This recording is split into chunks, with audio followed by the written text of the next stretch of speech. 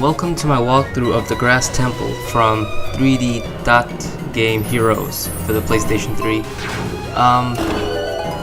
I decided to do a walkthrough of the first temple in this game because even though it's simple as it is, it's nice to have a little walkthrough, I guess, and I need to post a video anyways. This game is pretty straightforward. If you play any Zelda game, you will feel very nostalgic just playing this one. To start off, first go to the room to the right. Here you'll find a key which you can use on the room to the left from the main room. And I recommend you go through the left side door, well after you get the key, go through the left side door above you and clear all the rooms on this side, because the way the map is you have to go through several rooms, and I figured why not just clear it off one side at a time. Most of the time you're going to fight enemies like slimes, bats, and skeletons. And scorpions, yes, lots of scorpions. The scorpions are not much of a threat. The bats are kind of a threat because the bats go up in the air and down, so when they're up in the air you can't really hit them unless your sword is elongated like that. Also, by coming to the left side of the map first, you will get the temple map, which you can do with the L1 button. Otherwise you would be, just searching the dark. And I accidentally made a little mistake, so I'll have to do some backtracking. I meant to go through this door. And if you're wondering what my character is, it's the robot named, what is it? I forget his name, but it's a robot from the group Next. I'm not fully sure what that's about, but that's all I know. It's a robot, supposedly, a flying robot. Anyways, yes. So you get that key, you go over here, but in this door. And over here you're gonna find two lasers with two scorpions. These things will fire random shots at you, and only if you defeat the scorpions they will stop firing shots at you. Otherwise they'll just keep shooting projectiles. The projectiles look like boomerangs with glow on them actually. It's interesting. So in this room you have to hit the 3 switches. Actually 2 switches. I'm picking up the other room. 3 slimes, easy to kill. The treasure chest in the middle. If you can't see it, the door's right there. Just push that block. Yes, you get a boomerang. This goes to your circle button, and with this you can stun enemies temporarily, and you have a much longer reach. You know, in case you get hit and your sword is useless. See, I think I use it on one of the other enemies, like combo him sword, boomerang, boomerang. Okay, so I find some money and I find another key. This is the last room on the left side, so now I go backtrack all the way to the center room, the main room at the beginning, and then I go to the right side.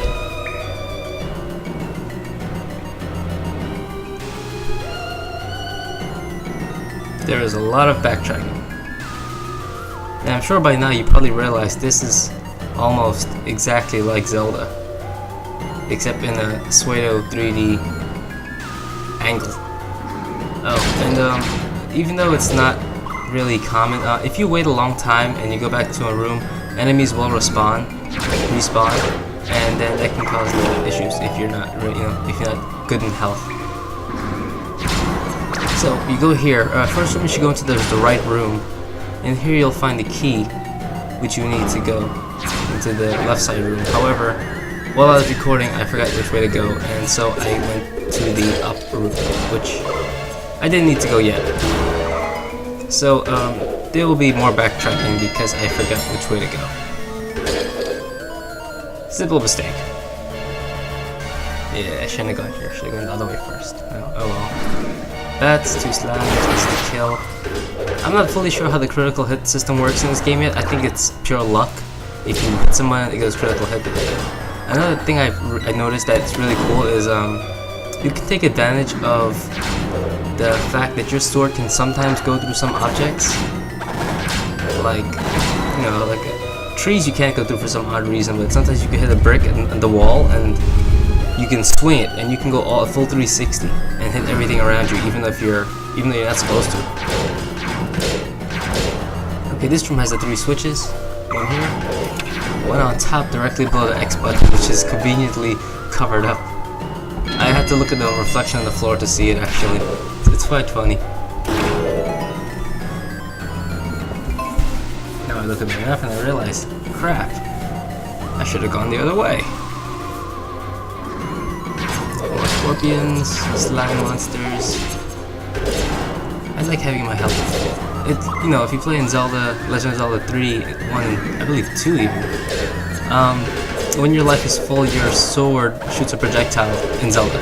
In this game, your sword is elongated by, I guess, 3 times, and the width is multiplied 3, maybe 4 times. So your attack range is hugely increased, and you can, if you pull up a perfect 360 on your controller, you can clear the whole area out quite easily. Well, that's the boss room. So now I begin my backtracking.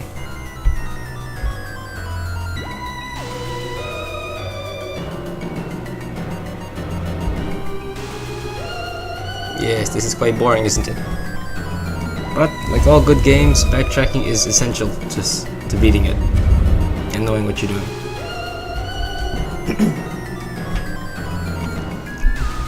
Now, if you notice, I haven't used the guard button at all, R1. I don't believe in blocking in some games. In fact, I never really block. Oh, this room has 4 laser things, which you should be careful of, so just, you know, wait till they fire, look for a safe spot, and run. There's 4 switches. Upon hitting the 4 switches, you will activate the chest, which gives you the key to the boss room. That door on the top, that requires a special key. You cannot get that key at this moment in time. You know, the first time you play the game, you cannot get the key. So I assume later on you find the key, which you can go in there and get whatever treasure they're hiding from you. But for now, that one room will be unable to open. Now I have to forward track back to the boss room. That bastard hit me, so I want to kill him. I want my apple and my big sword. My big sword.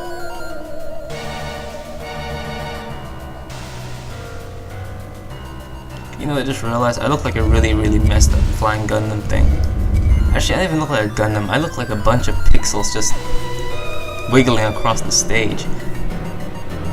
It looks so ugly. Why did I pick that? You know, I want to make Zelda in this game, just for the sake of having Zelda in this game. It would be so awesome. Okay, boss room time.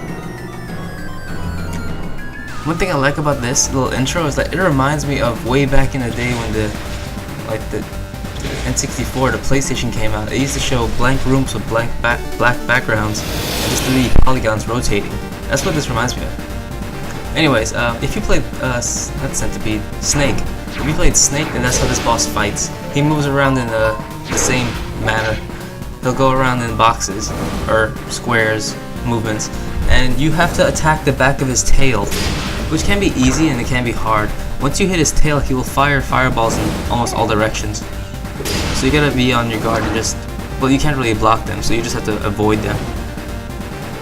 I want to get him more to center. I'm not gonna get to. You just attack him and he rotates. He just fires balls everywhere. There's balls all over the place. Now, for me, I found it easy. I just ran around in a square, and you know, he was stupid enough to follow me, and he made his own death. Upon hitting the last ball, the boomerang doesn't work. Upon hitting the last ball, he just runs around his head. You have to cut him several times. And when you do, you get money. That's right, kid. Giant snakes are made of money and coins. So go find the giant snake and cut him up. You'll find some coins. And an apple. A flat apple. Upon beating the snake, you will go to the back room where you will find one of the 6 sages. He will give you a orb of light. This will make you more powerful and such. Also, your little pixie friend there, it reminds me of the pixie from Legend of Zelda Ocarina of Time.